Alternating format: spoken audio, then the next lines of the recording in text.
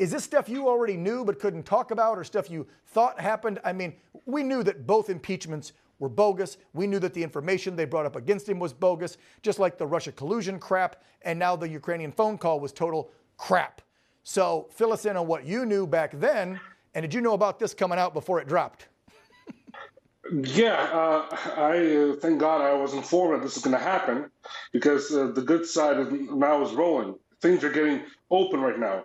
As you said, things are moving slow in Washington. Yeah. We all knew that this was happening later on in 2019. I was in D.C. working with Rudy Giuliani on Biden corruption in Ukraine. And when this phone call happened after the Russia collusion hoax, this was understood that this was total lies from the Democratic Party by Eric Shemanella, who I personally knew and met a couple of times while I was working in the Ukrainian embassy in Washington. They tried to get me, lure me in. They thought I was their guy. And then I came out with the truth on them. So I know what was happening from the beginning. We were talking about this, but we were shut up by the deep state, Trump's first term, by the media, legacy media that didn't want to cover this and called us Russian agents. And me, Rudy Giuliani, everybody else was investigating and talking about all this. And now Trump was telling the truth all the time. That's what he was right, because he was telling the truth. President Donald Trump didn't lie the first time, didn't lie the second time. There was all the Democratic Party lying from within. Yeah. And I can tell you that. Eric Shemanella, not just working with the White House, with the Obama White House and Biden White House, National Security Council, he was a CIA asset overseeing Ukraine and all the operations in Ukraine under the Obama National Security Council of Susan Rice. That's his role, working for the Central Intelligence Agency. Andre, hold on. He probably knows where the bodies are buried when it comes to Biden and Burisma and all that crap then, right? If he was on the Ukraine desk, was he an analyst, or was he actually like a spook in the field? He was a spook overseeing the government policy within the White House. Director Brennan knew everything was going on from Eric Shemannella's hands. So this was the connection there. It's not just a political party, Democrats, his affiliation. It was a setup agenda from within. That's what scares me just like about Russia all this. was. I got sanctioned about this because people like Eric Shemanella went against me, and the deep state went against me. Pompeo, they sanctioned me because I was telling the truth about the impeachment hoax that was happening. That was all a lie. It was a perfect phone call. I knew what was happening because I was in contact with Zelenskyy at that time. We were still part of his inner circle. I knew things were happening and how the phone call went.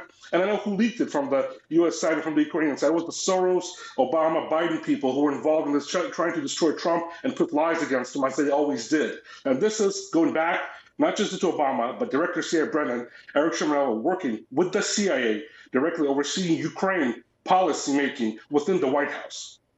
I mean, this is why when people wonder why, you know, when somebody passes away from those regimes like the other day and Trump doesn't say nice things about him, gee, I wonder why. These are the people that lied about him, tried to take him, his family, his business, and his presidency down in his first term twice, right? They made up the dossier and the Russian collusion. Then they made up the phone call crap because they couldn't get him with the Russia one. They went against not just the President of the United States, they went against the American people who voted for President Trump, trying to destroy their policy and trying to destroy not just what Trump represents, they're trying to destroy American foreign policy, internal policy, and trying to block everything he could do to clean up the House in Washington. That's what's happening right now. During his second term, thank God, things are moving forward. Everybody understands what they're facing against up with. And now people need to get accountable for what they did during that period of time. They lied. They went against the people. They went against the American people. And they went against whistleblowers like me and other ones who came out with the truth and got basically destroyed.